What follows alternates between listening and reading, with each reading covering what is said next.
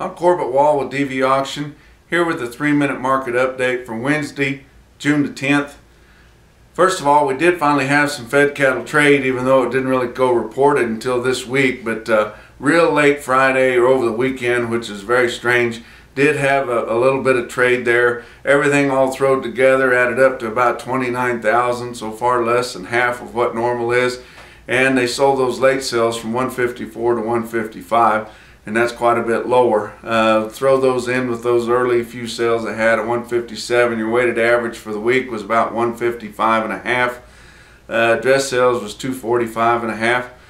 And now you're, for some reason, Chicago Mercantile Exchange cattle futures were higher on Monday and Tuesday, and it's really hard to figure that board. But anyway, they were higher, and we've already closed that gap. We've been worried about this basis forever, about those two coming together. And June live cattle for Tuesday closed at 155.07. That's just a few pennies away from what that weighted average is. So we've already closed that gap now as we're getting into the middle part of June. August feeder cattle 224.22. That was up $1.37. June live cattle were actually up $1.60.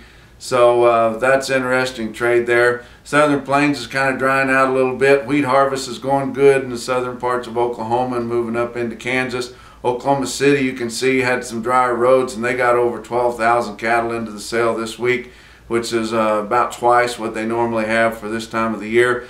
The trims were mostly steady to $2 higher. Joplin had more of a normal type sale. Their calves were quite a bit lower, from $3 to $7 now that we're moving into the summer months, and their yearlings were steady to $2 lower. May was the wettest month in the United States since they started keeping track back in 1895. So that goes to show you how much trouble we've had in the central part of the United States this last month. Box beefs made some good gains here first part of the week on Tuesday at noon Tuesday, and then finished the day with $3 to $4.50 gains right there. So that's a real strong point right there. And slaughter so far through Tuesday, which is just the early part of the week, but 224,000. That's the same as last week, and just 5,000 off of a year ago. Corn emergence coming through the crop progress report showed that the emergence popping out is 91%, which compared to 90% last year. We're right on track right there. 74% of it's rated good to excellent, so that's very good about what we've had. Iowa and Ohio are running way up in the 80s, so having good crops everywhere.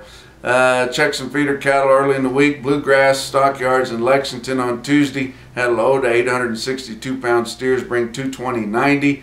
And a load weighing 661, bring 257.50. That cattle market central is not doing anything else. It's sure featuring those cattle in the east whenever they're selling those big loads. And you know, it's not that far to some of those eastern corn belt farmer feeders there. So that's 3 minutes. We'll talk to you on Friday.